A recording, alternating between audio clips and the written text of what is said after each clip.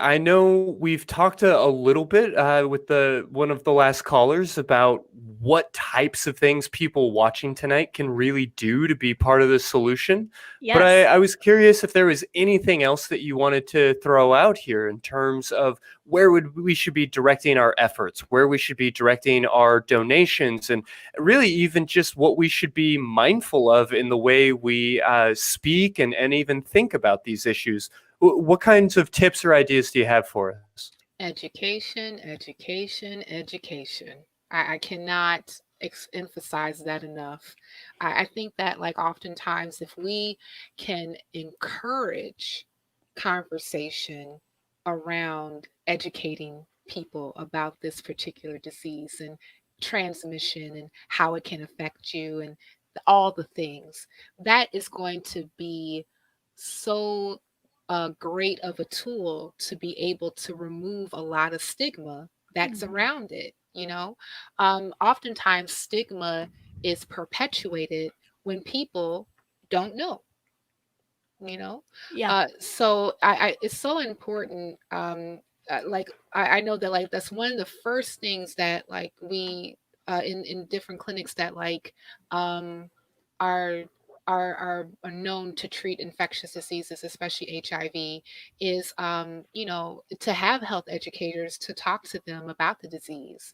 And especially, like, when a person is newly diagnosed, like, the first thing that we want to do is, like, offer them some counseling that's around it, to let them know that this is not a death sentence. You Yeah. can live a very healthy life. And I would also encourage people to do your own digging. The CDC's website has a whole section just on HIV, on treatments, on transmissions, on statistics, on just about everything that you want to know about HIV is right there. And it's a really good resource. And also, um, get involved as far as, like, donating to, local AIDS foundations that, help put more money into research, and also patient assistance programs where people would be able to access their medications without inhibition, right? They don't Mhm. necessarily have to be so concerned about, I don't have enough money, or I don't even have health insurance, or etc., or all the like, because that is a thing that could Right. be a huge barrier for people being able to get the treatment that they need. And we just need to just continuously have these conversations around it, because HIV is not gone. It's there, it's still very much so with us, and it's going to continuously be with us for a while. And but if more of us kind of garner to getting educated, and also supporting efforts in getting to zero. Yeah. The latest is called U equals U, which is undetectable means untransmittable, right? And so that is the thing that we have to continuously talk to people about, so that we can get to the point where we're getting to zero, and we don't have, and this disease can be eradicated if we do it together. Mm. Hmm. Well, you mentioned the CDC's website. We've also talked about recovering from religion. I'm going to, in particular, mention the recovering from religion forums, in part because we're going to be talking about those next week, but also the forums at recoveringfromreligion.org are a great opportunity to have anonymous, if you need it to be, conversations about these topics to try and remove some of that stigma and to try and be just a little bit more comfortable with our bodies and comfortable with reality as it is. What other kinds of resources or books or just recommendations would you have for folks that are wanting to understand more about this? So I was actually looking up, like, some of, like, the one of some of the best books that's, like, out there that talks more about HIV and the fight against HIV, and I actually came up with five. Nice. So, and hopefully, like, people can actually take a look at these a little bit later. One is called The Plague by Albert Camus. The other one is called The Coming Plague by Laurie Garrett. Another one is called and the band played on is called Politics, People, and the AIDS Epidemic by Randy Schultz.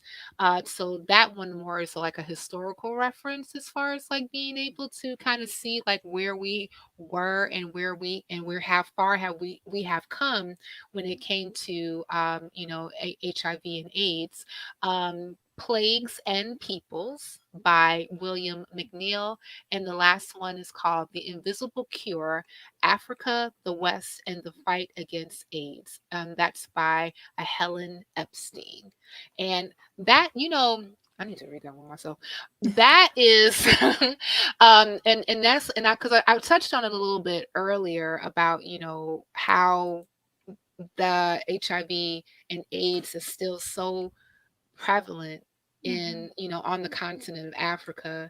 And one of the things that I've noticed that the uptick of infection, especially on the continent, you see also an uptick of these religious organizations around Christianity and Mm. evangelism, and now you even have like more prosperity pastors that are coming out of different parts of Africa. Yeah, so sorry, V. Jesus. It's unfortunate, but it is a Oh. thing, and so yeah, so so again, it would be that's a pretty good read in order for people to kind of like learn how unfortunately we still have so much work to do to eradicate this particular disease, and again it comes with knowledge. Yeah. Mm. Yeah, and I'll make sure to get that collection of books from you, and make sure that we have that included in the show notes to this episode. So if you didn't catch some of those names or whatever else, we'll make sure to have some links and details and resources and everything else attached to this episode. Yeah, absolutely. And I think the last thing that I would say, I have not studied HIV specifically, but I have encountered a lot of this was not new to me because of books and TV shows that I have consumed where it was dealt with in very impactful and nuanced ways. One book that I would recommend is Agenda by Linda Hirschman. It talks about I've recommended it on the show before. It talks about the gay rights movement from the 1940s to Prop 8 in 2008 in California, which is when the book was published. And it does talk a lot about AIDS, a lot about the HIV epidemic and how the government responded or failed to for a lot of that. It talked about the ACT UP movement. It talked a lot about how the lesbian community stepped in and really fought for the gay community. It's a beautiful book, beautifully written, and it does have a lot of that history there as well.